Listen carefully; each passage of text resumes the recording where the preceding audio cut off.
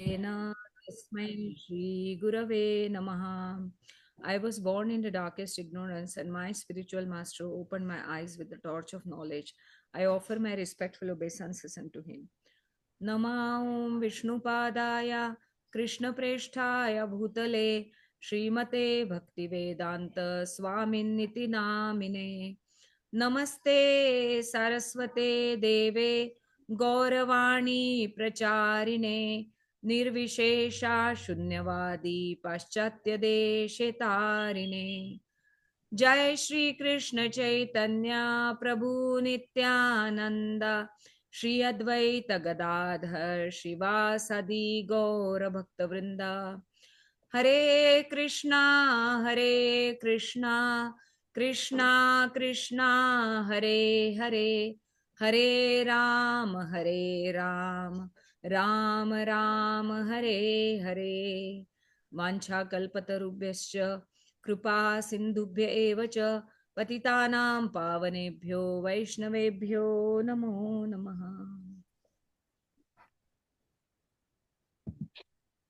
Okay, so I'll share my screen.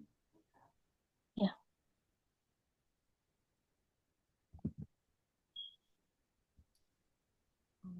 Sharing the whole screen, and yes, this is yeah. So last time, I think Sri Vidya Mataji and you both were there. So we read just one page, but that also had a lot of packed like message for us. So here we completed the page number 3. So Yeah. yeah, so the main concept was that Krishna is running the whole show. Whatever we see, whatever is going on, Krishna's hand is always there behind everything. But at the same time, it's not true that we don't have a free will. We make our own choices, and then Krishna sanctions our choices. That doesn't mean that that is his will, but he might sanction our choices because we want to do something, and accordingly. But yes, our fate is known because we make some choices according to our inclinations. Definitely, when we start performing devotional service like chanting, hearing about Krishna, reading about Krishna, serving the devotees, worshipping the deities, and so on and so forth, then definitely the course of action will change because our choices will start changing. We will start making more Krishna conscious choices and which are conducive for our bhakti. So in one sense, when we start making those good choices, then we are taking our life, human life, toward perfection, that is toward Krishna. So what we read was that Prabhupada was mentioning that nothing can work on its own. Actually, some person or a soul is required. So, similarly, this material world cannot work on its own unless Lord Vishnu, Garbhodakshai Vishnu, enters into this material world.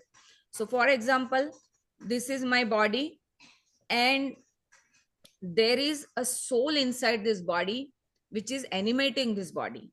That's how I can speak, I can see, or I can make movements.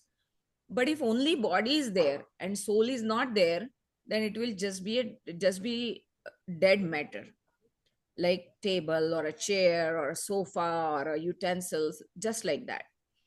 Unless the soul enters the body, there is no consciousness, basically. Similarly, like a utensil is there, if I don't move the utensil, if I don't do something with it, it's gonna just stay at one place, right? So similarly, all systems are working because Krishna's presence is there. Okay, so we can understand that all around us, with the inside us, outside us, everywhere Krishna is there. Therefore, this whole like manifestation is lively. Without Krishna's presence, there is no life. Even we see some house that is abandoned for so many years, and it doesn't feel very nice or happy to enter such a house. But when there is a house where so many people are there, they are joyful, they are serving nicely and inviting devotees, that house feels very, very blissful, joyful, and very happy place. So, because spirit souls are there and they are serving Krishna moreover. So, so that's what the point Prabhupada is making, that the machine is complete, but unless it is manipulated by a spirit soul, it cannot work. Similarly, we should understand that this cosmic manifestation, which we call nature, is a great machine, and that behind this machine there is God, Krishna. This is also affirmed in Bhagavad Gita, where Krishna says, Maya Dhakshena Prakriti Suyate Sacharacharam Hetunanena Kaunteya Jagadvi Parivartate.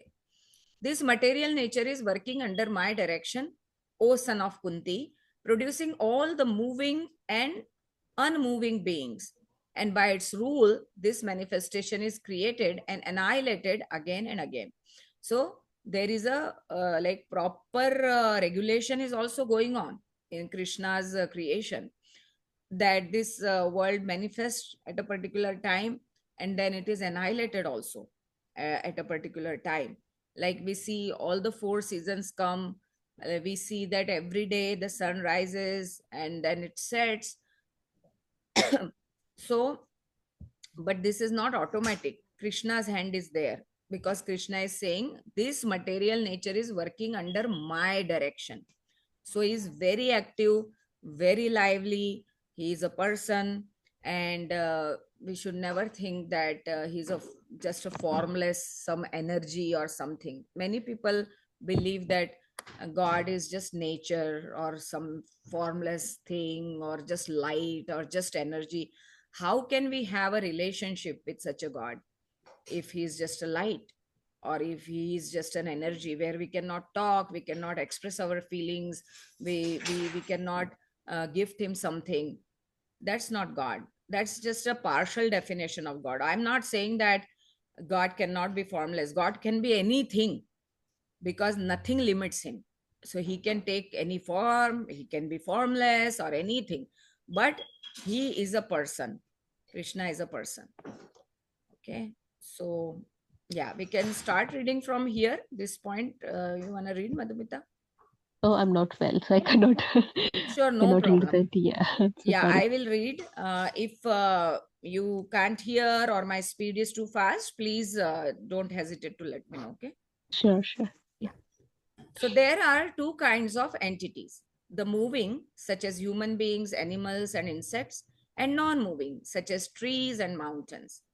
Krishna says that material nature, which controls both kinds of entities, is acting under his direction.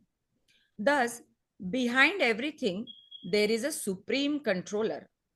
Modern civilization does not understand this due to lack of knowledge.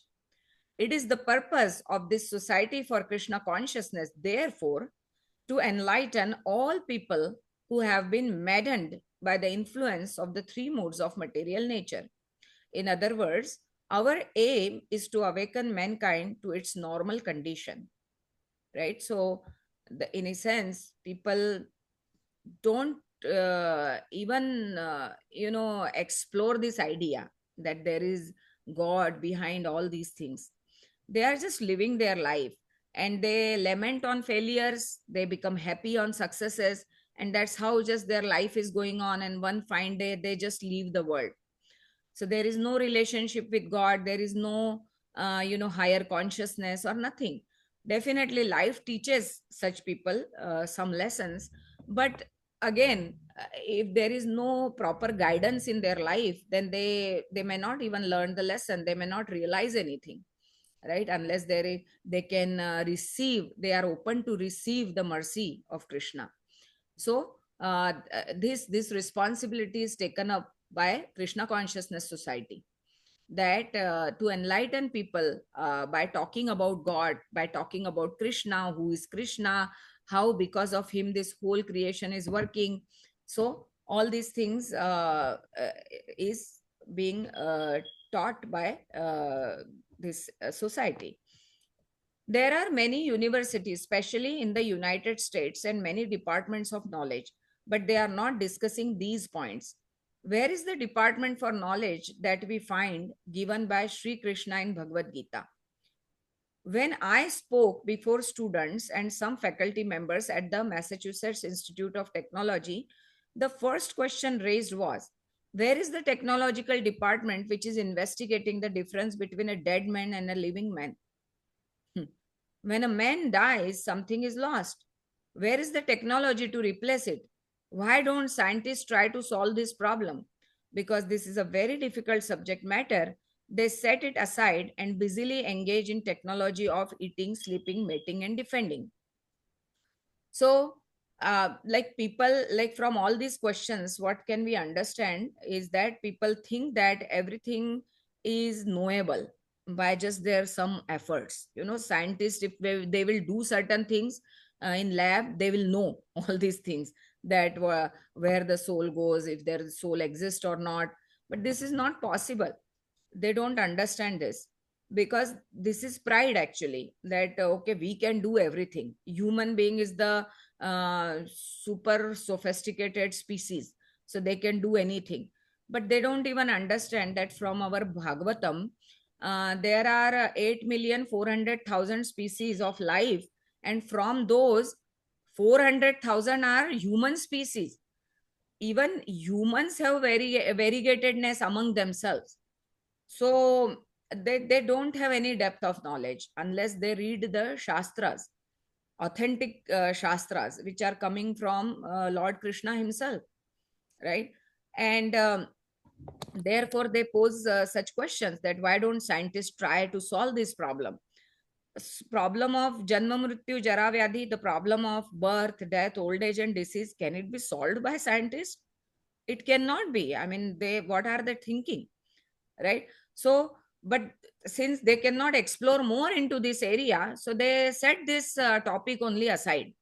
Just don't talk about death, just don't talk about all these things. We have to just live life, eat, sleep, and be merry.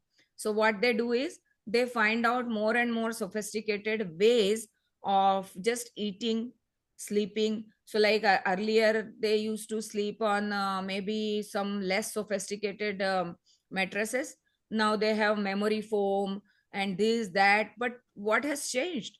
After all, one needs a peaceful sleep, but these days people are not even getting peaceful sleep, right? So the function is the same. The sleeping is sleeping, whether you were in ancient times where the stone age man was sleeping on the ground, or now you are in modern times where we have memory foam in the mattresses and all. What's the change? We are just sleeping, right? Even in those times, the man, if had a nice peaceful sleep, and even now they are hankering for peaceful sleep only, right? Yeah. So this is sleeping. Now eating, they earlier people used to hunt for their eating. Now the same flesh and meat they are serving in the hotels. So what has changed? Hunger is there, the stomach is there. We can only eat a little portion and just be satisfied. So what has changed in eating also?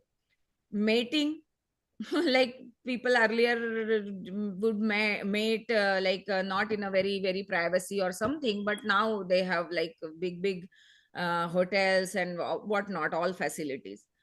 And defending, like they have now invented all sorts of nuclear bombs, atom bombs, all everything. So now only the unrest has increased, because the Ukraine war is going on for like almost 2 years now, Yeah. and people are not restful at all. So nothing has changed. Just some, like Prabhupada is mentioning, they set it aside, that topic of Janma Mrityu Jara Vyadhi, and busily engage in the technology of eating, sleeping, mating, and defending. However, Vedic literatures inform us that this is animal technology, because animals are also pretty much doing these things, four things: eating, sleeping, mating, and defending. They are provided with claws and jaws and nails, so that they can defend better. By I mean, God has provided them, but they are also doing these four things, and humans are also, if doing these four things only, then they are no different than animals. Animals are also trying their best to eat well, to have an enjoyable sex life, to sleep peacefully, and to defend themselves. What then is the difference between men's knowledge and animals' knowledge? The fact is that men's knowledge should be developed to explore that difference between a living man and a dead man, a living body and a dead body. So we see nowadays on Amazon, or different these websites, so many things they are selling left, right, and center.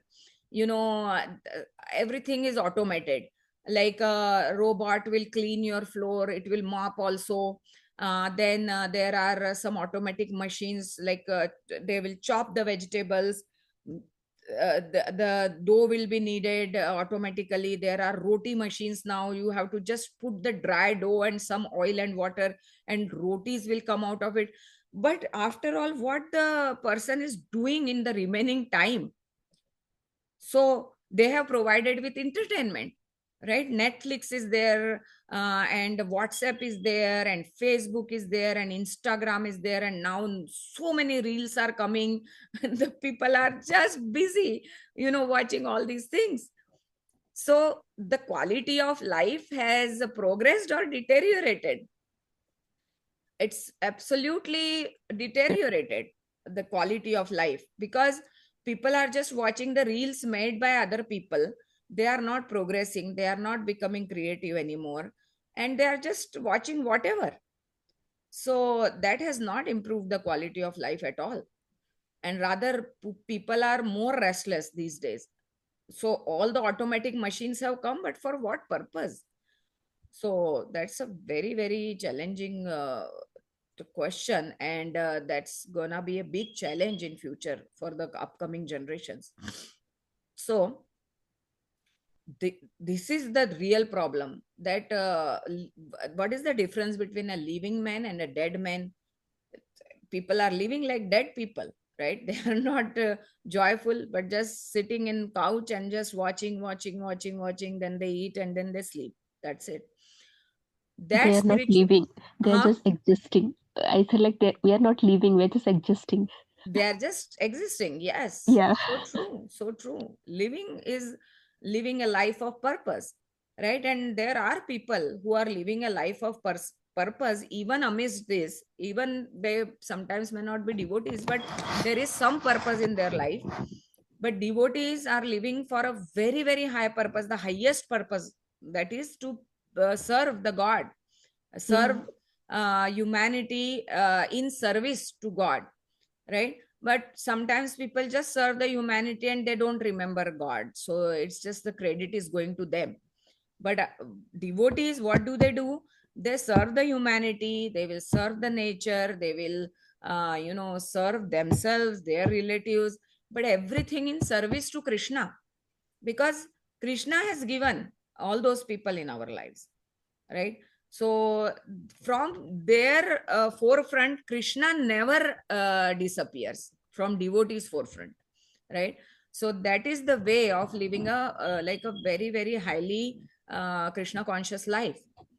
So Prabhupada is saying further that spiritual knowledge was imparted by Krishna to Arjuna in beginning of Bhagavad Gita. Being a friend of Krishna's, Arjuna was a very intelligent man, but his knowledge, as all men's, was limited. Krishna spoke, however, of subject matters which were beyond Arjuna's finite knowledge. So Krishna spoke about soul, right? What is our real identity? He spoke in chapter 2.